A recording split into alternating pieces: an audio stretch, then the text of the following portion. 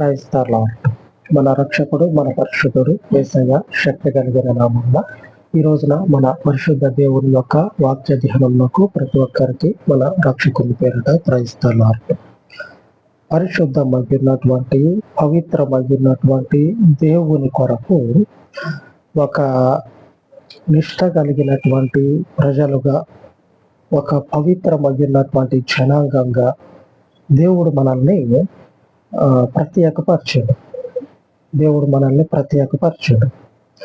ప్రత్యేకింపబడినటువంటి వారమైనటువంటి మనము ప్రత్యేకముగా పరిశుద్ధంగా ఆయన ముందు నిలబడాలే కానీ పవిత్రమైనటువంటి వరుసలో ఉండాల్సినటువంటి మనము అపవిత్రమైనటువంటి మార్గంలోనికి దూకి దాని ప్రకారంగా నేను ఉంటానంటే, అట్లాగా నేను జీవిస్తానంటే, ఆయన మొదటి నుంచి ఏ విషయం కొరకు ఏ ఆలోచనతోటి మనల్ని ఏర్పాటు చేసిందో ఆ ఏర్పాటు అంతా కూడా మనము చెరిపేసినటువంటి వారం అయితే ఆయన మనకి ఏ విషయం కొరకు ఏర్పాటు చేసిండు, దేని గురించి ఏర్పరిచిండు, ఆయన యొక్క పరిశుద్ధ జనాంగంగా ఉండి ఆయనలో మనము ఆయన సన్నిధికి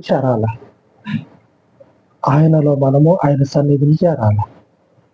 అంతకు మించినటువంటి ఏ క్రియ అయినా సరే అది ఏమవుతుందంటే పరిశుద్ధతని కోల్పోయే విధంగా చేస్తుంది. లేఖనం చూడండి ఒకసారి. అపవిత్రమైనటువంటి స్థలములో నుంచి పరిశుద్ధమైనటువంటి మార్గంలోనికి నడిపింపబడతా ఉన్నప్పుడు వారికి ఉన్నటువంటి ఆ వ్యర్థమైనటువంటి క్రియలను విడిచిపెట్టట్లే. దేవుని సన్నిధిలో భయంతో ఉండాలి కదా. ఆ భయాన్ని కలిగి లేకుండా భయంకరంగా ఉంటా ఉన్నారు. నిర్గమకాండము 32వ అధ్యాయము 8వ వచనంలో దేవుడు ఈ రీతిగా తన పరిశుద్ధ ప్రజలు ఎవరైతే ఉన్నారో వారి గురించి ఉన్నటువంటి ఆయన ఆలోచన అంతా కూడా వాళ్ళు చెరిపేసుకున్నారు అని దైవజనునికి చెప్తా ఉన్నాడు దేవుడు. నేను వారికి నియమించిన త్రోవ నుండి త్వరగా తొలగిపోయి తమ కొరకు పోత పోసిన దూడను చేసుకొని దానికి సాగిలపడి బలినర్పించి, ఓయి ఇశ్రాయేలు, ఐగుప్తు దేశం నుండి నిన్ను రప్పించిన నీ దేవుడు ఇదే అని చెప్పుకొని రానేను. దేవుడు మోషేకి చెప్తా ఉన్నాడు, ఇదిగో నేను ఏ అపవిత్రమైనటువంటి ప్రజలలో నుంచి పరిశుద్ధంగా ఉండాలని బయటకు రప్పించానో ఆ నీ ప్రజలు ఆ ప్రజల వలె అపవిత్రులైపోయారు.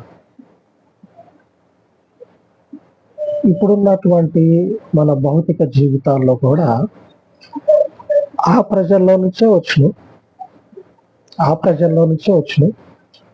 ఆ ప్రజల యొక్క పద్ధతుల్ని వాటిని పాటిస్తూ ఉన్నప్పుడు వాళ్ళు దూషిస్తూ ఉన్నారు.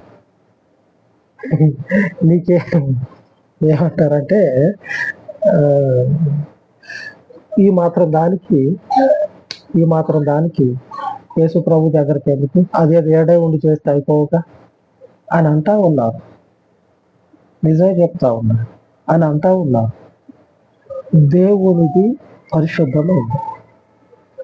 ఈ పవిత్రమైనటువంటి దానిని మనము గైకొని ఉండటం వల్ల మనము నీతిమంతులముగా పవిత్రులముగానే ఉంటాం. కానీ ఐగుప్తు దేశంలో ఉన్నారు చూడండి, ఆ ప్రజలలాగా అపవిత్రులముగా ఉండం.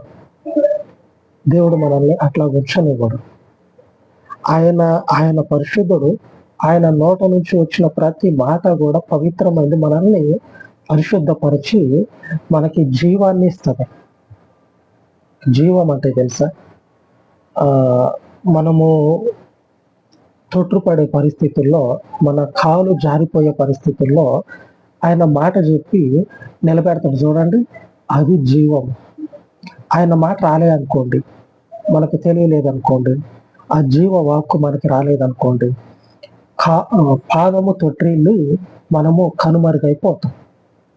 జీవవాక్యం అంటే ఏంటంటే మనల్ని తొట్టు పడకుండా, మనల్ని లేకుండా చేసేటువంటి పరిస్థితులు ఏవైతే ఉంటాయో వాటిలో నుంచి మనల్ని విడిపించేది. ఈ జీవములో మనం ఉండి ఐగుప్తు ప్రజల్లాగా నేను ఉంటానంటే ఈడకి రావటం ఎందుకు? అక్కడనే ఉంటే అయిపోతుందిగా. దేవుడు అక్కడి నుంచి ఎక్కడికి తెచ్చిండు. వారికి మళ్ళీ మనం ఉండవద్దు. ఇప్పుడు భౌతికంగా మన కళ్ళ ముందు ఉన్నటువంటి క్రీస్తుని ఎరిగినటువంటి వారు ఉంటారు చూడండి, అవి తప్పని చెప్పట్లే. ఒకప్పుడు మనం కూడా చేసినాంగా. మనం ఏమన్నా పుట్టడం తోటే పరిశుద్ధులుగా నీతిమంతులుగా పుట్టిన యేసు ప్రభు లాగా కాదుగా. అక్కడి నుంచే మనం వచ్చినాం. క్రీస్తుని ఎరిగినటువంటి మనము ఆయన యొక్క నోట నుంచి వచ్చిన ప్రతి మాట కూడా మనకి జీవము, మనకి పవిత్రతను కలుగజేసేది. అవి వారికి పవిత్రమైనది, వారికి పవిత్రమైనది. మన వారిని అంటానికి లేదు. యేసు ప్రభువే అట్లా. మనం ఎందుకంటాం? మనం చెప్పాల్సింది ఏంటంటే ఇది పరిశుద్ధమైంది, పవిత్రమైన దాన్ని గాయకుంటే మంచిది, లేదంటారా మీ ఇష్టం. అంతే. యేసు ప్రభువు వారు కూడా అంతే. స్వార్థ ప్రకటించుకుంటే వెళ్ళిపోయాడు, ఎక్కడ ఆగల. ప్రకటించుకుంటూ వెళ్ళిపోయాడు జీవవాక్యాన్ని. అట్లాగనే ప్రకటించుకుంటూ వెళ్ళిపోవాలి. దూషించి బెదిరిపించి ఇవి పవిత్ర మార్గంలో కూడదు. ఏలియా అంటాడు ఎలీషా దగ్గరికి పోయి, దేవుడు ఇట్లాగా సేవకని నిన్ను ఏర్పాటు చేసుకోమనడని చెప్పనని చెప్తే ఎలీషా అంటాడు, నేను పోయి మా ఇంటి వాళ్ళకి మా అమ్మాయి నాన్నకి చెప్పేసి వస్తా అని చెప్పానంటే, నువ్వు పోయిరా, నేను నీకు ఏ విధమైనటువంటి నిర్బంధం పెట్టను, నువ్వు పోయిరా అని స్వేచ్ఛగా వదిలిపెడతాడు. రావటం రాకపోవటం అతని ఇష్టం. దైవజనుడు అయినటువంటి ఎలీషా ఇష్టం. దైవజనుడు మరలా వచ్చిండు కదా. దేవుని వాక్యము మన యొద్దకు వచ్చినప్పుడు లోబడితే మనము పరిశుద్ధుల వరుసలో నిలబడతాం, పవిత్రుల వరుసలో నిలబడతాం. ఈ పవిత్రత ముందు రోజుల్లో వచ్చేటువంటి తరాలలో నిలబడేది ఇదే. ఈ పరిశుద్ధ మార్గమే నిలబడేది. మిగిలినటువంటి మార్గాలు, మిగిలినటువంటి పవిత్రత అంతా ఏదైతే ఉంటుందో అది కనుమరుగైతుందని ప్రభువు చెప్తే నిజమేనేమో. ఈయనే నిత్య జీవాన్ని, ఈయనే పరిశుద్ధతని కలిగి ఉన్నాడు కదా, ఈయన ఇస్తాడేమో అనుకొని నమ్మి వచ్చిన కనుక మనం ఏం చేయాలంటే క్రీస్తు కొరకు పరిశుద్ధంగా జీవించాలి. ఆ క్రియలను వదిలిపెట్టేయాలి. ఎందుకంటే క్రీస్తులో ఉన్నాం కదా. ఇప్పుడు మనకి క్రీస్తు యొక్క వాక్యము, క్రీస్తు యొక్క మార్గము మనకి పరిశుద్ధమైంది. అవి వారికి పవిత్రమైనవి. మనం ఏమనవద్దు, అది ఎవరిష్టం వాళ్ళది. ఇప్పుడు ఐగుప్తులో నుంచి వచ్చినటువంటి ఈ ప్రజలు ఆ పోకడ పోతా ఉన్నారు. అందుకు దేవుడు ఏమంటా ఉన్నాడంటే వారిని దూషిస్తా ఉన్నాడు. మీ ప్రజలు ఇదిగో ఇట్లాగా అయిపోయారు, మోషేతో చెప్తా ఉన్నాడు. ఆ క్రియలను మనం ఆ క్రియలు పాటించేది ఉంటే దేవుడు అక్కడే ఉంచేటోడు. ఒక పరిశుద్ధమైన స్థలానికి ఎందుకు నడిపిస్తాడు? ఒక పరిశుద్ధమైనటువంటి స్థలానికి నడిపించి, ఒక పరిశుద్ధమైనటువంటి నిబంధనను ఏర్పాటు చేసి, ఒక పవిత్రమైనటువంటి కట్టడని నిర్మించి, వాటి ప్రకారంగా మనము జీవితాన్ని కొనసాగించినట్లయితే ఈ భూమి మీద మన జీవితాలకు దేవుని యొక్క క్షేమంతో పాటుగా నిత్య జీవం అనేది అనుగ్రహించబడుతుంది. దేవుని యొక్క పరిశుద్ధ వాగ్దానం ఈరోజు సెలవిస్తా ఉంది. లేవియాకాండము 11వ అధ్యాయము 45వ వచనం. నేను మీకు దేవుడైన యుండుటకు ఐగుప్తు దేశంలో నుండి మిమ్మల్ని రప్పించిన యెహోవాను. ఏంటంట? మనకి ఆయన దేవుడుగా ఉండటం కొరకు ఒకానొక జీవితంలో నుంచి ఈ పరిశుద్ధ జీవితంలోనికి దేవుడు మనల్ని నడిపించిండంట. ఎందుకంటే మనకి దేవుడుగా ఉండటం కొరకు. అటువంటిది ఇప్పుడు ఎట్లాగయ్యారంటే దేవుని యొక్క ఆలోచనని మర్చిపోయి ఇక్కడ ఉన్నటువంటి దేవుని ప్రజలు ఆపోకడ పోతా ఉన్నారు. ఈ ఐగుప్తు ప్రజలు, ఐగుప్తు నుంచి వచ్చినటువంటి దేవుని ప్రజలు ఎలాగైతే దేవుని యొక్క ఉద్దేశానుసారంగా ఉండకుండా అక్కడున్నటువంటి పోకడ ఏదైతే పోతూ ఉన్నారో సేమ్ టు సేమ్ అంటే అటువంటి ప్రజలు లాగా ఇప్పుడున్నటువంటి ప్రజలు కూడా జీవిస్తూ ఉన్నారంట. ఆయన అది కోరుకోవట్లేదు. ఏమంటా ఉన్నాడంటే నేను మీకు దేవుడునై ఉండుటకు ఐగుప్తు దేశంలో నుండి మిమ్మల్ని రప్పించిన యెహోవాను. మనకి దేవుడుగా ఉన్నటువంటి దేవుడు మనకి ఏ కట్టడ, నిబంధన, నియమము, ఒక క్రమాన్ని ఏర్పాటు చేసిండో దానిని మనము గైకొనాలి.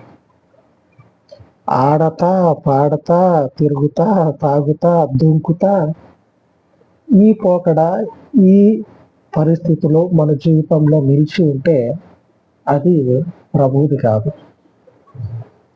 ఆయన యొక్క చిత్తానుసారమైనటువంటి కట్టడ, ఆయన యొక్క తీర్మానము ఏదైతే ఉన్నదో అది మనకి ముఖ్యమైనది. ఆ రీతిగా మనం నడుచుకుందాం. ఆయన కూడా సంతోషపడతాడు. మనకి ఏదన్నా చేయటానికి ఆయన గట్టిగా మన పక్షంగా నిలబడతాడు.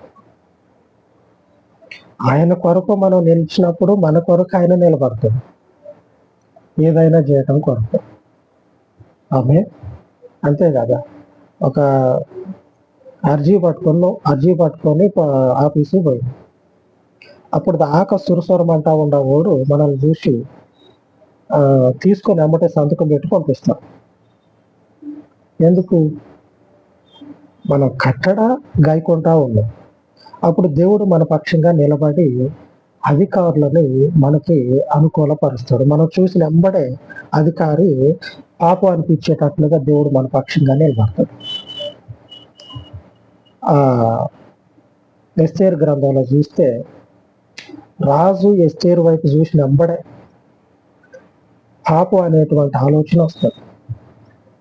ఎస్తేరును చూసిండా రాజు, ఇంకా పాపం అనేటువంటి ఆ హృదయంలో ఆ ఆలోచన కలుగుతుంది. ఎట్లాగొస్తుంది? దేవుని ప్రజల మీదకి ఒక అధికారి ఎలాగా పాపం అనేటువంటి ఆలోచన కలుగజేసుకుంటాడు? దేవుడు ఉన్నాడు అక్కడ, తన ప్రజల పక్షంగా దేవుడు నిలబడతాడు. మనం కూడా ఆయన యొక్క కట్టడ ప్రకారంగా జీవించాలి. అలాగే జీవిద్దాం, ప్రార్థించుకుంటాం.